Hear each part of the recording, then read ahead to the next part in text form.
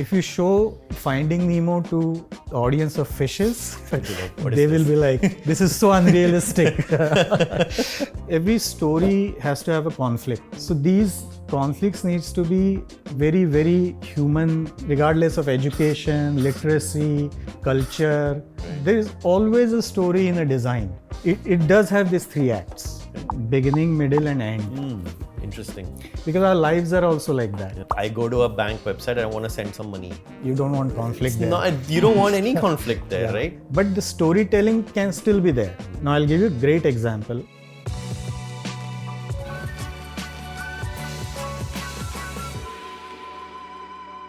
Welcome to the Yellow Couch, Harsh. Thank you. Thank you for inviting me. Such a pleasure to have you on this. I've been meaning to invite you to the Yellow Couch for a while, and I know you've been traveling, and I wanted to do this in person. So I'm glad you're here. You, I think, were an interesting guest for me because of the background you come from, and I thought you would bring in such an interesting perspective to the conversations we usually have. Sure. Before I jump in, just a bit of background about us to the people who are going to watch this is we met almost 7-8 years back in a meditation program of all the places, and somehow I just connected with you, had some of the most profound conversations over a advanced meditation program where it was basically meditate from morning to night All with day. Food breaks. Right. I remember. So it was so crazy, that session, and I think to meet you in that was, I think, such a great, surprise gift. Right. And we've known each other ever since. Also, I think what connects both of us, besides the interest in spiritual and existential things, is that both of us have a taste for the creative arts. I mean, you in films and me in digital design. Right. And I wanted to touch upon that convergence today. Sure. So when people ask you what you do, how do you describe yourself? If I'm joking, I say I'm unemployed. But if somebody is serious, then I would describe myself as a writer-director. I'm also a published author, but my next novel is a couple of years away. So I would say I'm a screenwriter, film director. So how did films happen to you? In a nutshell, basically coming from family of engineers, I took up photography while I was doing engineering. The photography interest graduated to cinematography, and for that I decided to go abroad and study cinematography. So that's how actually I went to LA to film school to study cinematography. But after doing a couple of quarters, I realized that I need more creative freedom, because cinematography is tied to technology, and it's a very technical job. So then I decided to switch to writing, directing. But because I come from photography, cinematography background, I am also very much interested in the technical side of filmmaking, not just the creative side, So it's been good. And then you dabbled in tech for a while. Yeah, so after I came back from US, I didn't have a concrete game plan because I was in US for 15 years. And I had hardly any connections in Bollywood industry. So the first job I took up was as a creative director in a tech company, which was in Kolkata, 123greetings.com. The greeting cards company. The e-greeting cards company. And first, the owner of the company, I think I had put up my resume on Monster or Naukri or something. So he called me, and I'm thinking in my head, yaar, California se Kolkata nahi jaane wala. So he said, I'll send you air tickets, you come, you see my setup and all. So I went there, I saw their setup, and it was huge, about 600 people company. Yeah. And they were so much ahead of the e-greeting card business. They were beating 100-year-old companies like Hallmark and American Greetings, which were still doing the traditional greeting card, paper and this thing. So I got to learn a lot about being creative in a tech company, you know. I had a big team and we were producing everything in-house.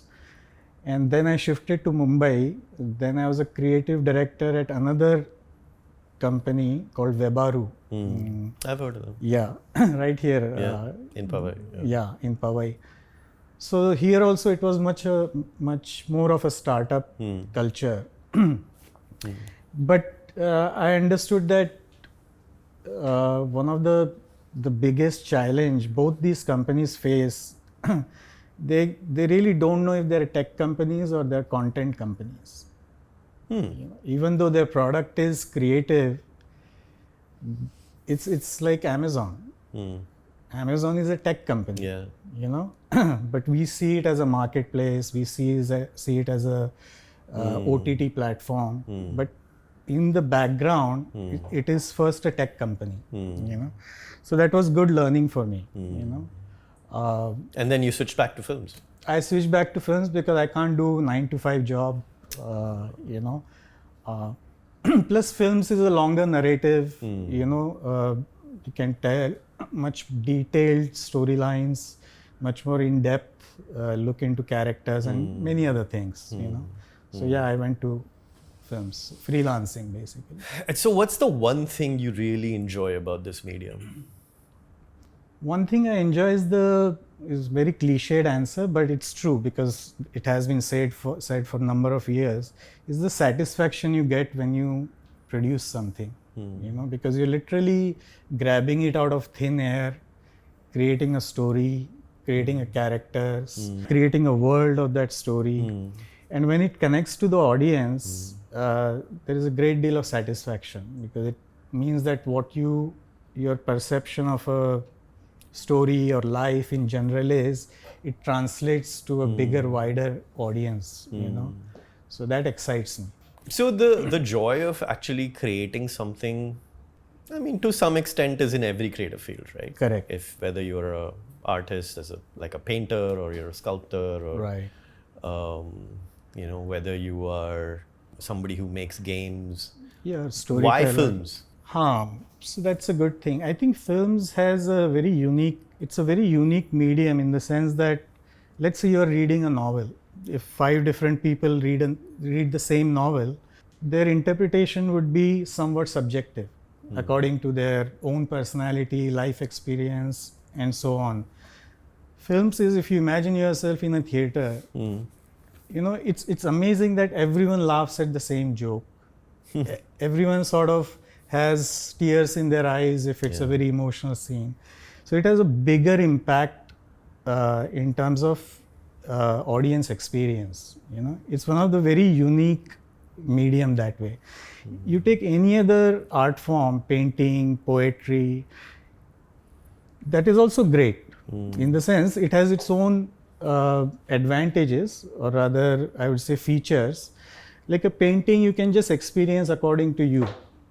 You're not in a mass behavior, so to speak. It's not a social viewing experience. It's not a social experience, yeah. So poetry, similarly, it will appeal to different people according to their maturity, life experience, mood, and all that. So films have a bigger hold on the social experience of the film, you know, or a show. And thereby larger impact. Larger impact, because yes. you can address a much larger group. Correct. Using this medium. Correct. As opposed to any other medium. Correct. Yeah. So over the years, being in this industry and, you know, being a writer, director, right. filmmaker, I'm sure you've kind of come up with your own little process for, you know, how do you pick a topic? How do you carve out that story? How do you bring that to life? Because, I mean, having been in user experience design over the years, I mean, I've developed a set of hacks now. Right, that I believe are some of the core fundamentals that I need to do when I have to create something exceptional. Right. Do you have some of those? We all do, but they are not as standardized or as applicable in every case, because ultimately There are two factors to it. Same thing in any kind of creative thing, especially in UX. There is the creator and there is a user or experiencer, right? So it is more so in films and OTT shows because we are very much dependent on the audience. So you cannot just create something in vacuum and say this is great. It can be great, but if the audience cannot relate to it, then it will not work. So how do you test that out though? Is there a testing process? There is no testing process. There is no like way you can take a script, put it to a focus group or... They do abroad in Hollywood. There are tests done, but this is after the product is finished.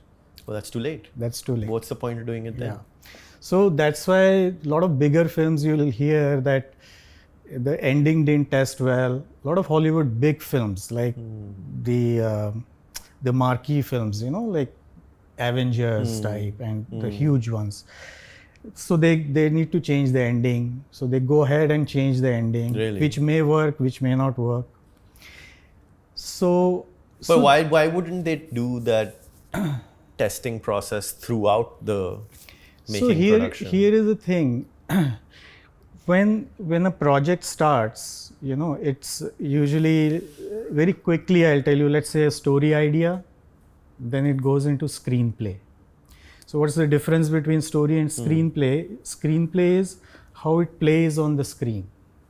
So it's bit by bit. Yeah. It's actually a very technical, scientific document, the screenplay. So screenplay is still a text. So again, it becomes subjective.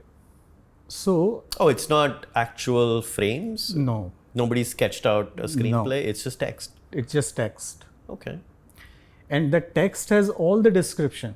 It will have description of this room, it will have description of this couch, it will have description of clothes, characters, hair, and the dialogue. Isn't it easier to just draw it? So that storyboarding comes later. But still that architectural original this thing plan is the screenplay. Based on the screenplay you can do storyboard. So the screenplay becomes subjective. So I'll tell you the difference in India and let's say Western countries, especially in Hollywood. In Hollywood, everyone reads the screenplay. Okay. In India, nobody reads screenplay. Okay. So you have to narrate it. Why is there a difference? What is the It's just a culture. We have been saying it for years that because we spend so much time in writing the screenplay that you should read it. It's about 120 pages long. So it's not huge. There is this culture of, sitting together and you narrate me the story, Now what happens is it's easy to manipulate when you're narrating it. Because if I'm narrating it to the hero, the actor, the star, I can emphasize certain things, I can de-emphasize certain things, I can change my tonality. Correct. So same thing goes down if I'm doing it with supporting actor or actress, I can do the same. So if I'm pitching it to the producer, I can pitch it according to his mood. I can just sense it in the live this thing that his mood is dipping, so I'll skip over certain things. I'm just telling you honestly how it works. So this is the hack, and the whole industry knows that this is how it happens, but still it happens. One of the things that is very core to the digital design process is this constant emphasis on testing, failing fast, testing at just the conceptual stage, testing at the low fidelity wireframe stage, testing at the visual design stage, and then final formative, summative testing, which is UAT before. So the number of tests is incredible. Also because I think in an interactive medium, it's harder to predict what path a user will take. I guess in a linear format, which filmmaking still is, I guess it's still only one path. But I'm actually quite surprised that filmmaking hasn't adopted a more kind of empirical testing process Right. over the years. Is it because I think there's a lot of attachment to the I think creative? there are two factors to it. One is what you're saying. It's a very creative driven medium, you know. I mean, a creator has to come up with the seed idea, develop it, you know, make a whole film out of it or whole story out of it, and a visual story out of it. The other factor, I think the bigger factor is we don't know any user behavior. Like our audience, the only audience behavior you know for a fact is, let's say in terms of cinemas, theaters, that the user comes inside the theater, sits down, lights go down, and your product starts. After that, you don't know anything. In terms of in tech, what happens is you do know the user behavior, right? You do know if they're coming to certain website. They are there for a purpose, you know. So you know where to direct their attention, where to, because see, storytelling, story experiencing is still a very, it hasn't evolved in the sense that we tell stories and we hear stories from our very basic human core. Core, you know. Like we have to feel it, you know. That story has to do something to me. When it does something to me, the storyteller feels fulfilled.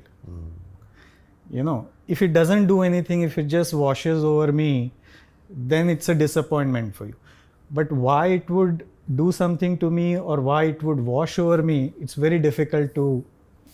But you would probably know for a particular story who's the target user. Yeah. What backgrounds are these people likely to come from? What's the age range I'm targeting? Absolutely.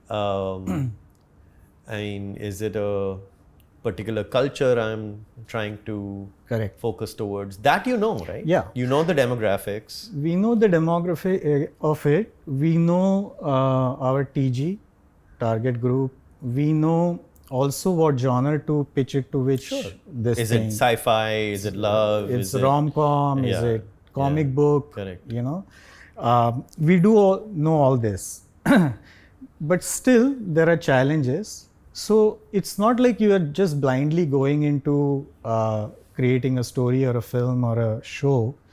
There are certain things which is what comes into the technical part of it, which is every story has to have a conflict. Yeah. So the hero's journey, right? Hero's journey. Yeah. Basically, hero wants something and can't get it. Yeah. And the bigger the conflict, the bigger the hero. Bigger. So you have these obstacles he has to overcome, or she has to overcome, and then reaches the conclusion. Yeah. This is in a very simple way. This now more fundamental than this is the conflict has to be very human. It has to be very relatable to the audience. You know, for example, there was a film called Martian with Matt Damon. You know, I think Ridley Scott directed it. He's stranded on Mars and all that. Now, how many of us can relate to that? We can't. But his conflict was he has to get back to his family. So that we can relate. That we can relate to. That anyone can relate, and with any economic standard they are at, regardless of education, literacy, culture. So these conflicts needs to be very, very human conflict. Like Pixar does it great. You know, Toy Story, Finding Nemo.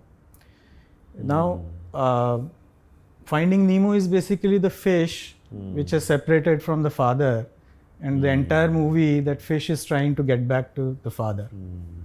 The world is completely different. And fish probably in real life don't experience those things. Obviously not. If you show Finding Nemo to the audience of fishes, they will be like, this is so unrealistic. You know? Similarly in Toy Story, in Toy Story, one of the toy, the Buzz Lightyear, he thinks he's real. He doesn't think he's a toy. So his journey is realizing that he's a toy and accepting it. Yeah. So, but look how human the stories are. They've been brought down to such a level that any audience in India, Vietnam, China, Europe, wherever, they'll all relate to it. So, is it a hack? It's not a hack per se, but this you learn with experience. When I started, I wanted to write very innovative stories where, where the scenes were very, like nothing seen on the screen ever before. Then gradually you learn that they're on their own, they're nice, but they don't do nothing for the audience, So, yeah. Wow. Okay. That's so interesting. And in the digital medium, right? We've talked for years about leveraging storytelling. Right. Borrowing basically from your medium. Right. Into our medium. Correct. Really trying to boil it down to those simple emotions. Right. But I don't think our medium has really quite figured it out yet. Right. Right. So how do I truly incorporate storytelling in a non-linear medium? Is very hard, and I wanted to get your thoughts on it. So I'm sure you use enough digital footprints every day, right? As part of your daily life. Right. How do you think storytelling can be utilized better to craft better experiences? I think any design, whether it is a building, whether it's UX design, filmmaking, storytelling, even an experience of a shop, you got to think, usually without one realizing, they fall into this thing, which is a 3-act structure. Okay. Beginning, middle and end. Interesting. Because our lives are also like that. Yeah. You see your day, every day is divided into 3 parts. The first half, second half, the evening and night. And our life is also like that. Birth, childhood, adulthood, and then the old age and the end. So I think if I'm imagining, if I go on some website, like let's say a bank's website, it does have these 3 acts. Wow. Okay, I never thought about it. Yeah, you go on the landing page. Yeah. Then some conflict happens. some conflict. Usually, since you mentioned bank. Conflict, how it happens, because they're trying to sell you stuff. Yeah. So a pop-up will happen. This special. Or you'll have to look hard for, where you really want to go. Right. Then you go into your stuff, log in and go into your stuff. And then you do the transaction, then you exit. So they're like clearly. Those are the 3 acts. 3 acts. Even when you come inside a building, it's the same thing, So unknowingly also we are doing this, and I think. So whether you craft it or not, there is a story there. There is a story. Right. There is always a story in a design, The trick with UX and also with films is it should not look like there is a design. Yeah, the best designs are invisible. Yeah, invisible. But can I just challenge you there a little bit? Unlike in your medium, Right. where a story is powerful only if there is a conflict, Right. and the conflict gets resolved, Right. and that really brings it to the logical end. In my medium, I can't build in deliberate conflicts. Right. I mean, you could say the only conflict there is in the task somebody wants to accomplish. Right. But I wouldn't call that really a conflict. Like, I go to a bank website and I want to send some money. Right. You don't want conflict there. No, you don't want any conflict there, right? Yeah. It's so everything is singularity of emotion. Right. It's all great. Right. And I don't know how to then leverage the power of, this. Yeah. So I think when filmmaking or storytelling talks about conflict, it's in terms of the medium. Whether I'm verbally telling you a story, whether it's real or fictional, it needs to have conflict. Yeah. Right. In terms of UX, because I think the functionality is why the user comes to any website or any this thing. So ideally, the conflict will not work and should not the be traditional there in the sense, traditional yeah. sense, but the storytelling can still be there. So ultimately, the conflict alone doesn't make the story, but rarely a story will work without a conflict. one. Now I'll give you a great example of a film which did blockbuster business globally, which seemingly had no conflict. Okay. It was a film called Hum Aapke Hai Kaun. Yeah. Well, was There was simply no central conflict.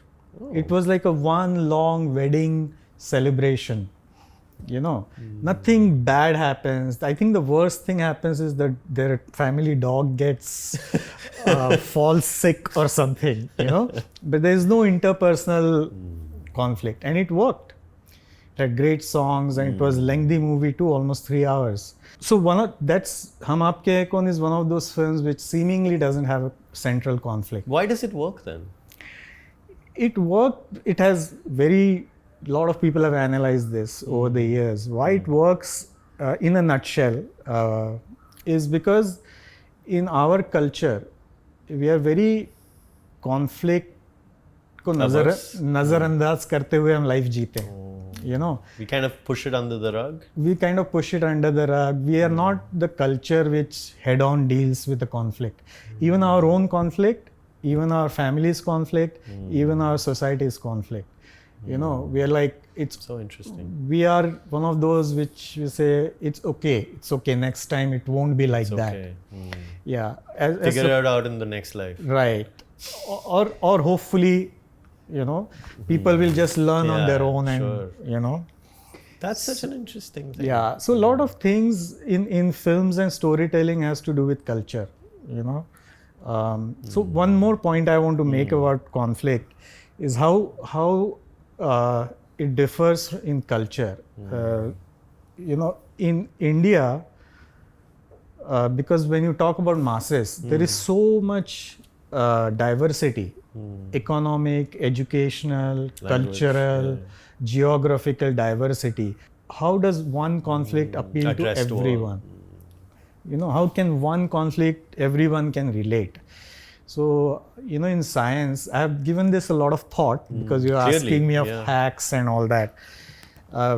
During college, I think we learned about that Maslow's hierarchy pyramid of needs. Right at the bottom is survivability, breathing, food, shelter. Next, after that is security and safety. After that, love and affection. Then self-esteem. Then self-actualization, which is morality, my legacy, what it would be, and the expression of creative, this thing. So as a culture, I'm talking pan-India, everybody, we are at the bottom. So if your conflict is about surviving, it will appeal to everyone. Appeal to more people. More people. Wow. As opposed to, you see, a lot of Western films have gone up to self-esteem. What is my own identity? And like take that great tech love story called Her. You remember he falls in love with Siri, this thing. Now that kind of film to work in India, we're not there yet. We are not there yet. But there is a large section which understood that film, even in India. But that's 1%. That's 1%. But that isolation from society, the loneliness, that you're so much tech, that works in Western, especially in America. That works. So the stories also have to be picked up accordingly, So, that's fascinating. So obviously, one of the things we do in our medium is we do look at what is the level of need we are fulfilling. Right. If you are a GPay, right. You're somewhere in that Maslow hierarchy. Right. Versus if you're a Netflix subscriber, right? It's a different, probably a need. Right. I feel that this aspect of what is the conflict that you're really addressing, maybe I'm oversimplifying it a little bit, but let's take the example of booking a holiday online, right? So somebody is coming in, and I think a lot of men especially book holidays motivated by feelings of guilt, right? That, I haven't spent time with my family. Right. So there is a conflict there already. Yeah. Right? Yeah. The conflict is there that triggers that online experience. Yes. Now it's your job through that online story to resolve that conflict by the time you get to it. So if I start thinking about it that way, right? What is the core underlying emotion with which this task started even? Right? And in some cases where the task is not mundane, the conflict is more obvious. But in the more mundane tasks, the conflict may seem harder to grasp. Does that make sense? Yeah, actually you're much closer to seeing conflict in UX, because I think you still not there, but you're closer to it. I think. I think the UX comes into play when the conflict is already there or a need is already there. You can call a need a conflict, because I want something, I don't have it. I don't have it. So now starts the job of UX to fulfill that. Need comes from opposing forces, right? Opposing forces. That, then comes other factors. Do I want it right now? Do I want it in 20 minutes, 90 minutes, or I'm okay to get it a week later? So that's where this thing start. And also the different needs, like let's say if I want to order groceries, okay. So you'll see a lot of this UX people, they keep flashing 90-minute delivery available, 90. Why is that?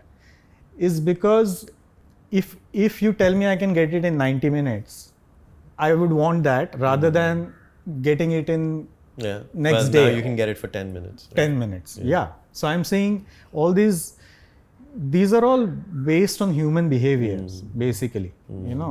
Sometimes, you're super hungry, there is nothing at home, or you don't want to cook, or guests are arriving. So there is a I think 30 minutes or free is probably one of the greatest conflict resolution lines ever written by a business, right? Especially Domino's, in India. Domino's is amazing. Because the conflict always was, I'm hungry. There is no, before the Swiggies and Zomatos of the world, right? There was no certainty of when I would get my food. Thereby the conflict. How do I resolve this problem? Right? And in comes a Domino's and says, I'll deliver it to you in 30 minutes, and I stand by that promise so much. If I don't fulfill it, I'll give it to you for free. So they need not have added that part, the free part. But that's where I think the magic. That's where the selling is. Say, I'll deliver it to you 30 minutes. Okay, but you got here at 40 minutes. So what would happen? That was unclear. So once they add that, or it's free, then it's, for a customer, it's almost risk-free. So these needs, I think, are much bigger driving forces for UX. I feel they should be. Like for different websites will have different, like grocery store. I said, that's still niche in India. People ordering groceries online. Even niche is, let's say, stocks. You're investing in stocks, Zerodha or whatever, that's still niche, right? So over there, the need is very different. The conflict is very time sensitive, and you have to have correct information. I have to trust the graphs and all that. So that UX design is, because you can't play with people's money. You can play with people's emotions and all that stuff, but you can't mess with people's money. So the UX design needs to be much more matured and trustworthy there, because people are making money decisions, So I think but you rightly pointed out that somebody comes to the level or stage of UX already having some level of conflict. Yeah. Need-based, guilt-based, Now, in some cases, the conflict is small and mundane. Right. In other cases, it's novel. Yeah. And it's bigger. It's bigger, yeah. Right? For example, buying life insurance. Yeah. That experience, Yeah. right? If you really analyze it, it has a pretty, decent sized conflict leading into it. Yeah, it has huge Right? conflict. Because the only way you're getting motivated to even get into that is you feel at some level Right. that you need to mitigate that risk for your family. Correct. Right? There is already a conflict there. Yeah. And I feel that the digital medium can learn so much Yeah. from filmmakers Right. on how they actually build in, analyze conflict in Right. their stories and Right. the conflict resolution aspects. Yeah. And I think that's really missing from our process. Right. I think we use storytelling as a very kind of broad, overused word. Right. I don't think we know what it means. Right. I think because storytelling is one of the oldest, before any technology, before filmmaking. When people used to sit around a fire. Sit around the fire and tell stories during even cavemen and, So because it has such a strong foundation and over the years it has been tested, in that way it has been tested, what appeals to people, what stories remain after generations. So that tells you, what is working in a story, what is not working in the story. So tech and UX is still new in those terms. But yeah, a lot of things can be picked up and applied to UX. It's interesting you said caveman. Yeah. I want to fast forward all the way to AI. Right. Oh. Right? It's quite a switch. Quite a switch. Both our fields Right. have to seriously think about the impact Right. of generative AI, its power, Right. what it does to the field, to the craft. Right. As you've seen over the last year, Right. this kind of huge revolution in the number of Gen AI tools out there.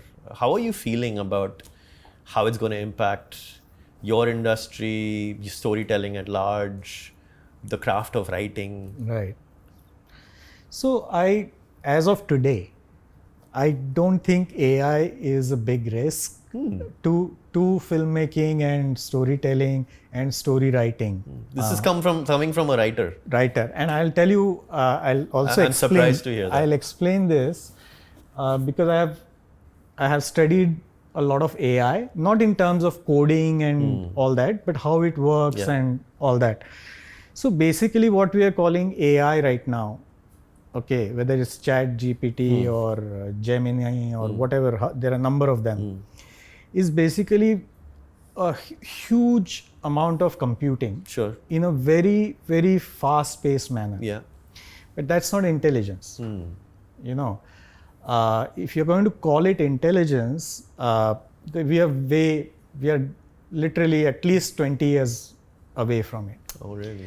Because, the current AI is based upon LLMs, large language models, which are dependent on huge data sets. Yeah. You have to feed it data, which basically right now is coming from the internet. Yeah. And in a simplest term right now, the AI, the poetry Chat GPT writes, it's a probability of predictive words. Okay. What word will come? That makes sense. Yeah, sure. What word will come next?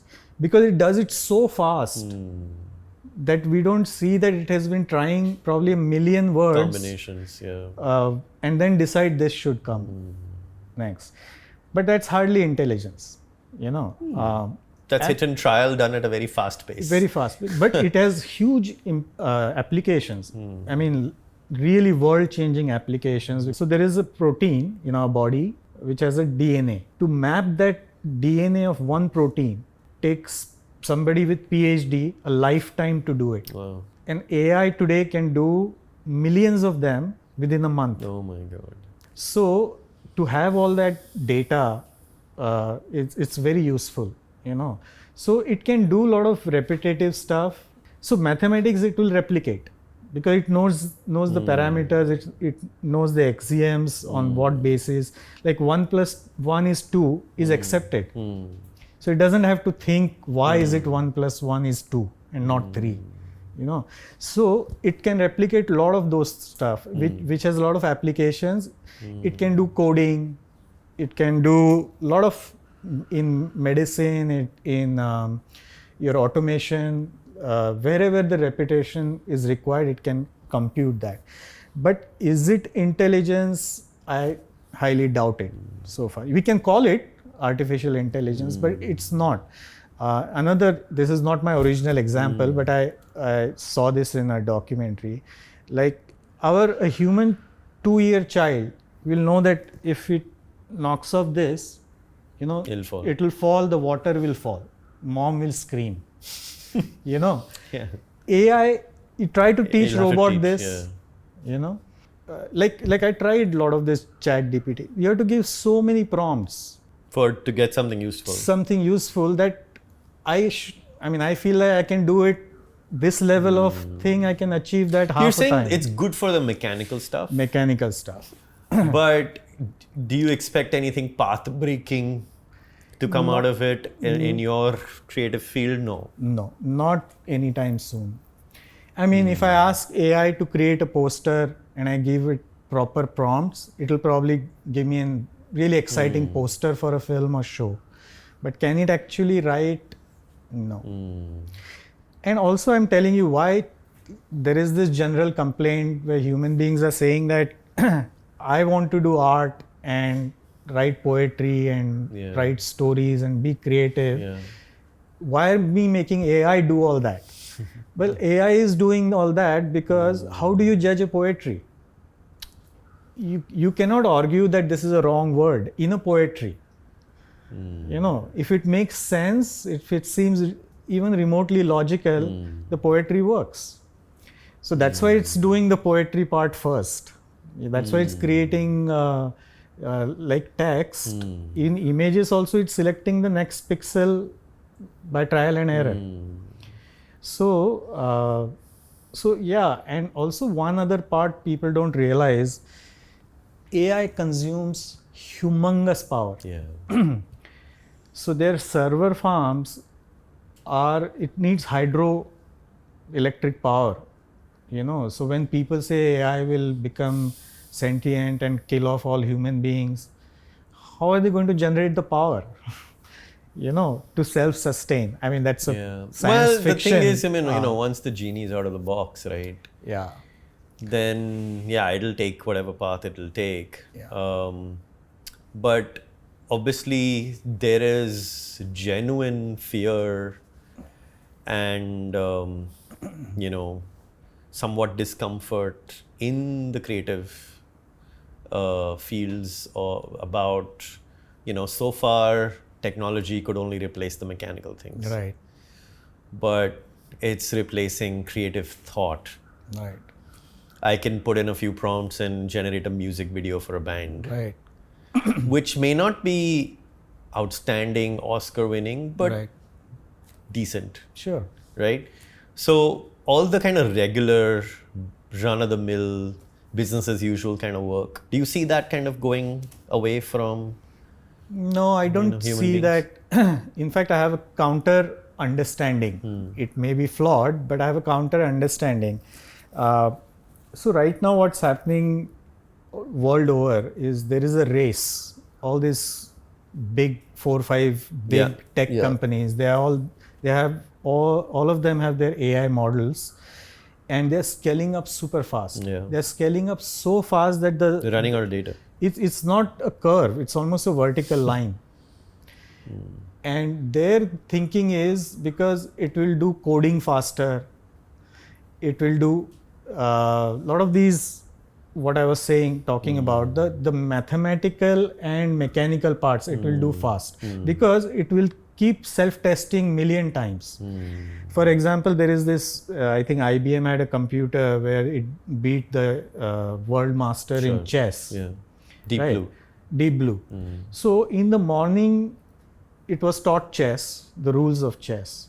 By lunchtime, Really? it had played with itself billion times and learned from it. Oh my God. By evening, it could beat Kasparov. 99% of the world chess players, which are like professional levels.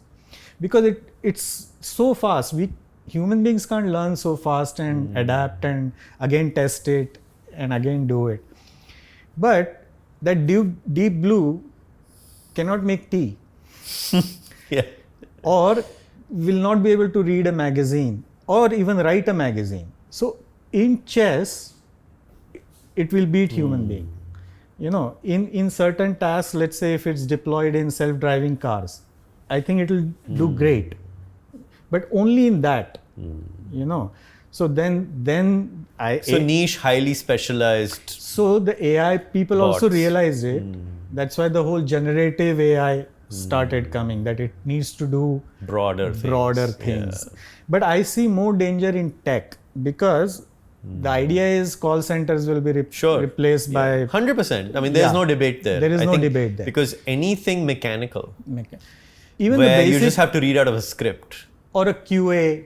Oh yeah, absolutely. QA will be replaced. Basic coding will be replaced. Now the challenge will be, let's say UX1, whatever you design, right? And you give a task to AI to do next version of it. And AI does it. It looks great and all that. But who is going to test it? Are you going to release it right off the bat?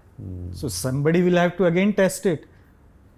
Now I'm telling you a very simple example. If there is a complex medical stuff, are you going to trust the AI has computed billion DNAs of protein and then just release it into the research? So there are a lot of this thing. So you're saying we're good for the next 10 to 20 years? 20 years, I think. 20 years, we're good. You don't have to worry also, about this. AI hallucinates. You heard about that. So to catch that hallucination itself, now again, last point on AI, because I only read it yesterday, so it's fresh in my mind. So eventually what will happen, because the internet is already getting populated by AI stuff, whether it's text or images. So eventually AI will start ingesting AI created stuff.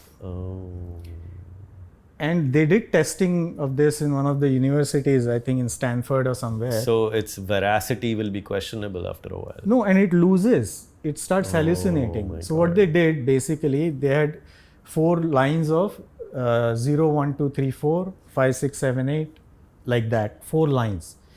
And it kept feeding it. So eventually, those numbers, after 30th version, 30th cycle of it ingesting itself, those just became blur, like visually blurry. Really? It could not differentiate.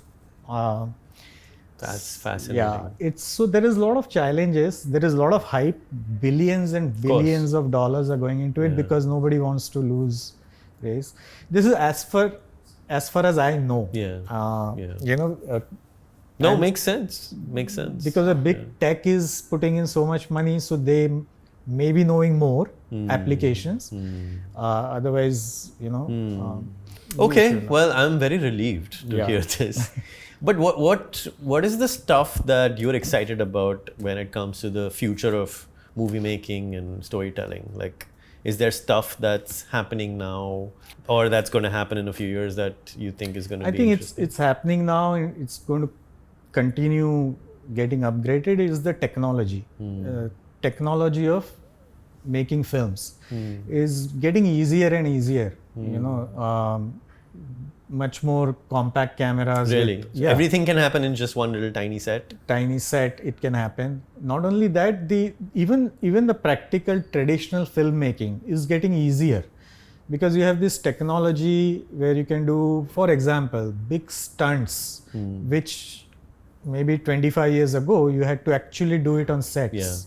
You know, you had to have stunt people do very risky real stuff. explosions. Real explosions and fire and cars flipping.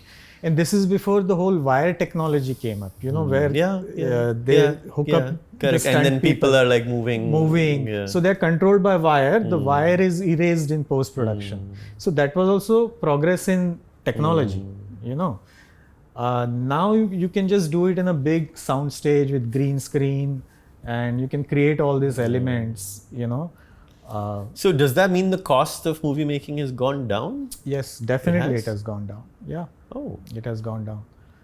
Because you don't really need a live actual location to go and do this and handle all the other variables in the environment. Correct. And we are still not there where you can 100% recreate the real looking mountains or landscape or buildings. But if you've seen Inception and all, you can hardly tell, very high level of... I can't tell. Maybe you can tell. I mean, I can tell that this cannot be done any other way except with VFX. But so that enhances the experience. It is getting cheaper. Also, it's getting advanced in this terms. Now in editing, you can literally you can do so much which you could not do before. And so there is a lot more control, lot more freedom in terms. But the another thing I think which applies to UX and a lot of other designers also, and which filmmakers should also remember.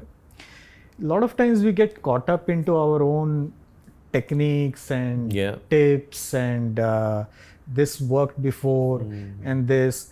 Ultimately we forget that our end consumer is human. The tail can't start wagging the dog, right? Right, exactly.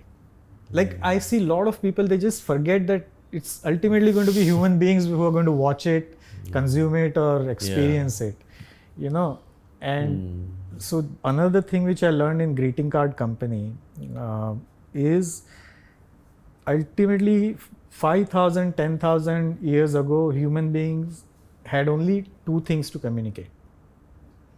I hate you or I love you. Everything can literally boil down to that. So over here also, in filmmaking also, 99.99% of the people on this planet, human beings, have these very, very simple emotions. Fundamentals. We can be whatever we want at the office or on a film set and all that. But at a very core, it's just those combination of simple emotions. Yes. And that is why the story, the experience should always appeal, at least part of it should appeal to that, I'm almost at the end now, Harsh. And so one of the questions I usually ask is in this segment called Unpopular Opinion. So as you pitch your ideas and as you write your stories and as you interact with other industry people, is there usually an opinion that you firmly believe in that tends to meet a lot of disagreement with your peers or the people you work with, and it tends to be unpopular? So there is not one specific difference of opinion or unpopular opinion. It varies from project to project, collaboration to collaboration, and it varies from what stage you are at in your career, basically. So what does that mean? That means that it depends. Like this film Incar I did, it's a A-rated realistic film, and it's spelled INCAR. Because it takes place inside a car. So it's a story about this 3 people who snatch a girl from a bus stop in broad daylight. And they pull her inside the car and they're taking her from point A to point B to do stuff to her. So the whole suspense is whether she'll survive or not. So the whole 95% of the film is inside the car. The camera doesn't come out. Now this is a very specific film. When I wrote it, When I pitched it, I used to tell people that this is how I want to make it.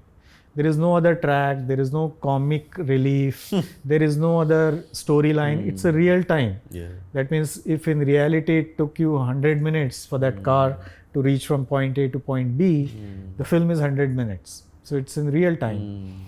So I kept pitching it like that. I said I won't change Almost it. documentary style. It is. It is almost like documentary, but it's fiction. It's much more dramatized and treated and all that as a film.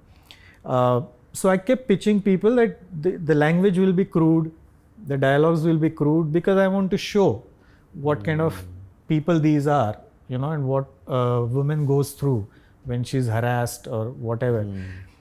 So I kept pitching it like that until I found a producer. I met a producer who himself, after I pitched it, said to me, ki, Harsh, if we make this film, we'll make it exactly like this. Nice. So he got it.